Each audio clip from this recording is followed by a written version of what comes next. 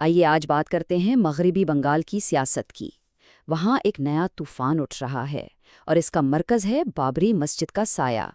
یہ کہانی دیکھیے صرف ایک مسجد بنانے کی نہیں ہے، نہیں، یہ اقتدار کی جنگ ہے، یہ ایک پوری ریاست کے مستقبل کا سوال ہے۔ تو یہ جو بیان ہے نا، یہ کوئی معمولی بات نہیں ہے، یہ تو سیدھا سیدھا سیاسی اعلان جنگ ہے، اور ایک ایسا اعلان جس میں مغربی بنگال کی سیاست کو ہمیشہ کے لیے بدل دینے کا دم ہے۔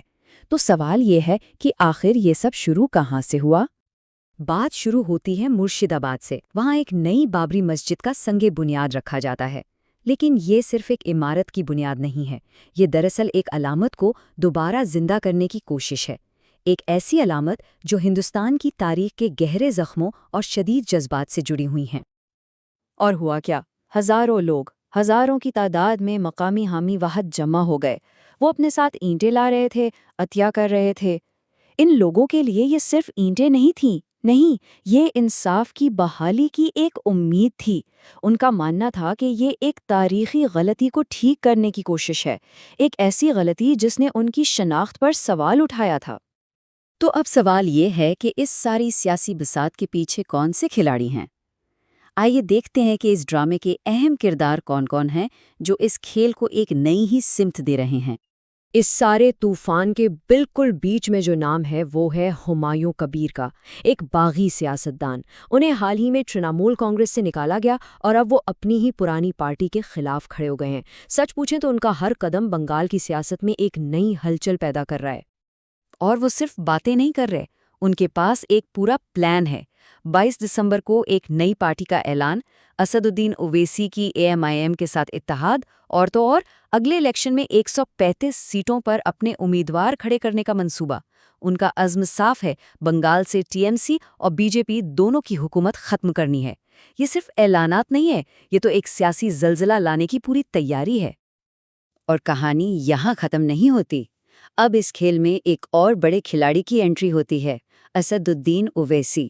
ان کی پارٹی AIMIM کی ایک قومی پہچان ہے، وہ مسلمانوں کی نمائندگی کی سیاست کے لیے جانے جاتے ہیں۔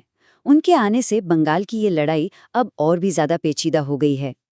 تو اب میدان بالکل تیار ہے۔ ایک طرف ہے ممتا بنرجی اور ان کی پارٹی TMC جو اقتدار میں ہے۔ ان کا سب سے بڑا سہارا، ان کا روایتی مسلم ووٹ بینک اب خطرے میں ہے، اور دوسری طرف ہے BJP جو اس پوری صورتحال کو دیکھ رہی ہے اور اس تقسیم سے سیاسی فائدہ اٹھانے کے موقع کی تلاش میں ہے۔ لیکن اصل میں یہ سب ہو کیوں رہا ہے؟ اس پوری سیاسی جنگ کی جڑ میں کیا ہے؟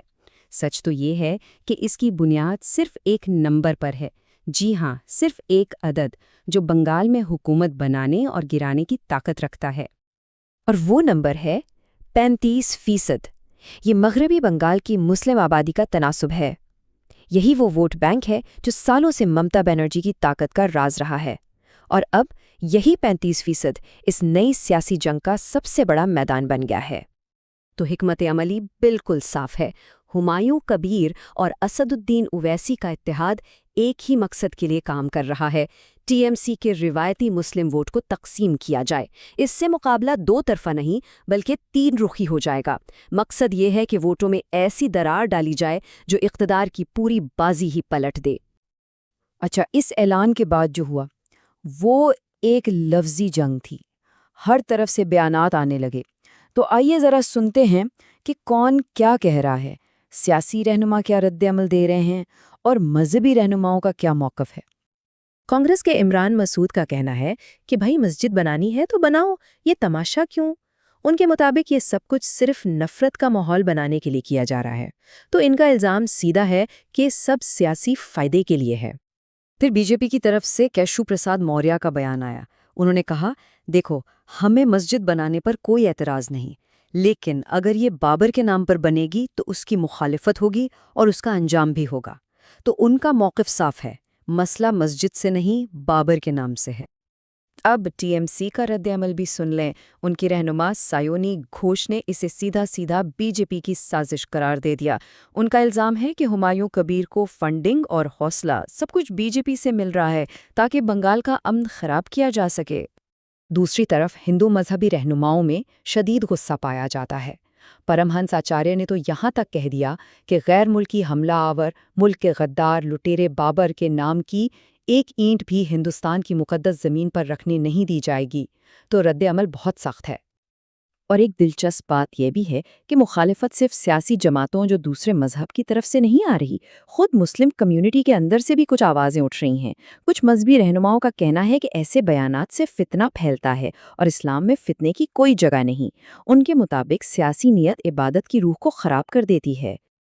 تو آخر میں ان سب باتوں کا مطلب کیا نکلتا ہے؟ یہ پورا معاملہ صرف ایک مسجد کی تعمیر کا نہیں ہے، بالکل نہیں، یہ اس سے کہیں بڑا ہے۔ یہ مغربی بنگال کے سیاسی مستقبل کی شطرنج کی بساط ہے۔ دیکھیں، اس کے اثرات بہت گہرے ہو سکتے ہیں۔ یہ ممتا بنرجی کی حکومت کے لیے ایک سیدھا چیلنج ہے۔